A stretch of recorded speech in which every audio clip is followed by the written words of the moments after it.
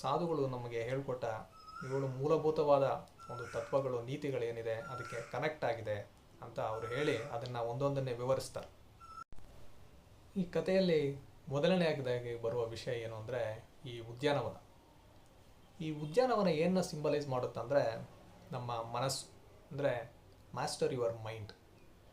ನಮ್ಮ ಮನಸ್ಸನ್ನು ಹೇಗೆ ಹತೋಟಿಯಲ್ಲಿಡೋದು, ಅದ್ರ ಮೇಲೆ ಹೇಗೆ ನಾವು ಕಂಟ್ರೋಲ್ನ ಸಾಧಿಸೋದು ಅನ್ನೋದಕ್ಕೆ ಈ ಉದ್ಯಾನವನವನ್ನು ಅವರು ಸಿಂಬಲ್ ಆಗಿ ಕೊಟ್ಟಿದ್ದಾರೆ. ಹೇಗಂದರೆ ಈಗ ಒಂದು ಉದ್ಯಾನವನ ಮಾಡಬೇಕಂದ್ರೆ ಆ ನೆಲದಲ್ಲಿ ನಾವು ಒಳ್ಳೆಯ ಬೀಜಗಳನ್ನ ಬಿತ್ತಿದ್ರೆ ಒಂದು ಒಳ್ಳೆಯ ಗಿಡ, ಸಸಿ ಅಥವಾ ಮರ ಬರುತ್ತೆ, ಎಲ್ಲ ಸಮೃದ್ಧವಾಗಿರುತ್ತೆ.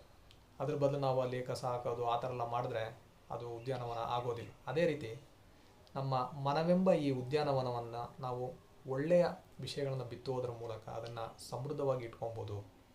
ಒಳ್ಳೆಯ ವಿಷಯಗಳಂದರೆ ಏನು?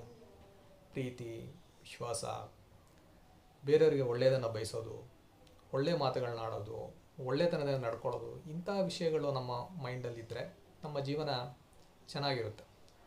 ಅದರ ಬದಲು ನೆಗೆಟಿವ್ ಥಿಂಕಿಂಗ್, ನೆಗೆಟಿವ್ ಥಾಟ್ಸ್ ಇದನ್ನು ನಾವು ಬಿತ್ತಿದ್ರೆ ನಮ್ಮ ಜೀವನ ಚೆನ್ನಾಗಿರೋದಿಲ್ಲ. ಎಕ್ಸಾಂಪಲ್ ಕೋಪ, ದ್ವೇಷ, ಕ್ರೋಧ, ಅಸೂಯೆ ಇಂತಹ ವಿಷಯಗಳನ್ನು ಬಿತ್ತಿದ್ರೆ ಅದು ನಮ್ಮ ಜೀವನದ ಮೇಲೆ ಒಂದು ಕೆಟ್ಟ ಪರಿಣಾಮವನ್ನು ಬೀರುತ್ತೆ. ಸೊ ಉದ್ಯಾನವನ ಏನು ಅಂದರೆ ನಮ್ಮ ಮನಸ್ಸು, ಅಲ್ಲಿ ನಾವು ಒಳ್ಳೆಯ ವಿಷಯಗಳನ್ನು ಅಲ್ಲಿ ಬಿತ್ತಬೇಕು ಅನ್ನೋದಕ್ಕೆ ಈ ಉದ್ಯಾನವನ ಒಂದು ಸಿಂಬಲ್. ನೆಕ್ಸ್ಟ್ ಏನು ಬರುತ್ತಂದರೆ ಕಥೆಯಲ್ಲಿ ಆ ಲೈಟ್ ಹೌಸ್.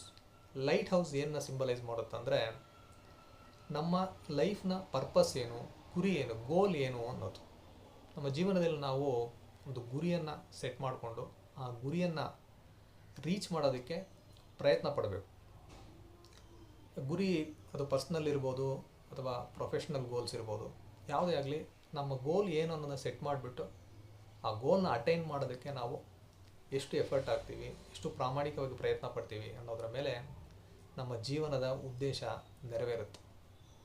ಸೊ ಈ ಲೈಟ್ ಹೌಸ್ ಅನ್ನೋದು ನಮ್ಮ ಜೀವನದ ಗುರಿ ಅಥವಾ ಉದ್ದೇಶವನ್ನು ಸೂಚಿಸುತ್ತೆ.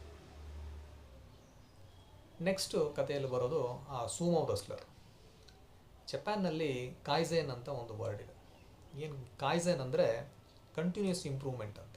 ಅಂದರೆ ನಾವು ನಮ್ಮನ್ನು ಸತತವಾಗಿ ಅಭಿವೃದ್ಧಿಪಡಿಸ್ಕೊಳ್ಳೋದು. ಅಂದರೆ ಕೆಲವೊಂದು ಒಳ್ಳೆಯ ವಿಚಾರಗಳನ್ನು ಜೀವನದಲ್ಲಿ ಅಳವಡಿಸಿಕೊಳ್ಳುವ ಮೂಲಕ ನಮ್ಮನ್ನು ನಾವು ಅಭಿವೃದ್ಧಿಪಡಿಸ್ಕೊಳ್ಳೋದು.